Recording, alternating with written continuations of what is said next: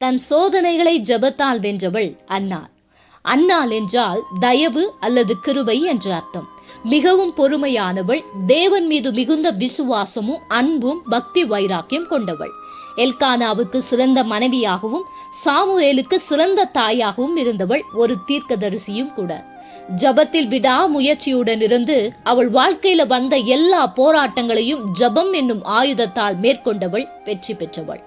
பழைய ஏற்பாட்டுல கர்த்தருடைய ஆலயத்திற்கு சென்றதாக பதிவு செய்யப்பட்ட பெண் அன்னாள் மட்டுமே. ஆண்டவருக்கு பொருத்தனை செய்து ஜபம் செய்த பெண்ணோ அன்னாள் தான்.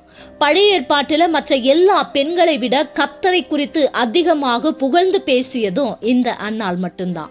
அவளுடைய கடினமான காலகட்டங்களிலும் கர்த்தரை உண்மையாய் தேடியவள். ஆண்டவரிடத்திலிருந்து நன்மை பெற்றுக்கொண்ட போதும் ஆண்டவருக்கு நன்றி உள்ளவளாய் அவரை துதித்து ஆராதித்தவள். ஒரு மோசமான காலகட்டத்துல இவர்கள் வாழ்ந்தாலும் ஆண்டவருக்கு உண்மையாக வாழ்ந்து கொண்டிருந்தாங்க. வருடந்தோறும் அவருக்கு பலிகளை தவறாம செலுத்தி கொண்டிருந்தாங்க. கர்த்தர் அன்னாளின் கர்ப்பத்தை அடைத்திருந்தார். குழந்தையின்மையால பாதிக்கப்பட்ட அன்னாள் மிகவும் அவமானத்தையும் துக்கத்தையும் சந்தித்தாள். அவள் உடைக்கப்பட்டவளாய் இருந்தாள். குழந்தையின்மையால பாதிக்கப்பட்ட வேதாகம பெண்களில அன்னாள் 4வது பெண். ஆண்டவருக்கு ஒரு மிகப்பெரிய நோக்கம் இருந்தது. சீர்கெட்டு போயிருக்கிற தன்னுடைய ஜனமாகிய இஸ்ரவேல் மக்களை வழி நடத்துவதற்கு, வேத வசனங்களை கற்றுக் கொடுப்பதற்கு ஒரு நல்ல தலைவன் தேவை. இந்த காலகட்டத்துல தான் கர்த்தர் அன்னாளின் கர்ப்பத்தை அடைத்து வைத்திருந்தார். அன்னாள் தேவ சமூகத்துல வந்து ஜெபித்தாங்க.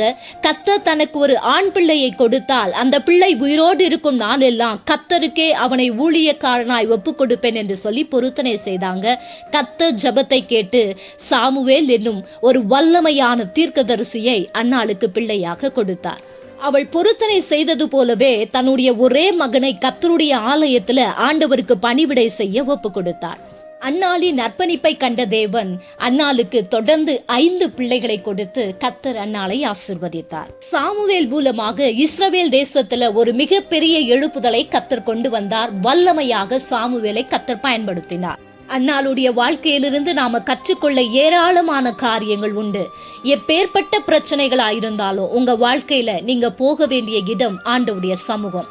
உங்களை காயப்படுத்தும் மக்களை நீங்க பழிவாங்க நினைக்க வேண்டாம். மாறாக நீங்க கர்த்தருடைய சமூகத்திற்கு போங்க. உங்க இருதயத்தில் இருக்கிற போராட்டங்கள், உங்கள் சுமைகளை கர்த்தருடைய சமூகத்துல ஊற்றி விடுங்க. ஜபத்திற்கு பதில் உடனே வரவில்லை என்று சொல்லி சோர்ந்து போகாதீங்க. விடாமுயற்சியுடன் ஜபத்துல தரித்திருங்க. விசுவாசத்தோடு இருங்க. நம்முடைய திட்டங்களை விட தேவ திட்டம் சிறந்தது என்பதை நாம மறக்கவே கூடாது. அவருடைய நோக்கத்திற்கு நம்மை ஒப்பு கொடுக்கும் போது ஒருபோதும் ஆண்டவர் நம்மை வெட்கப்பட்டு போக விடமாட்டார் என்பது மாறாத உண்மை.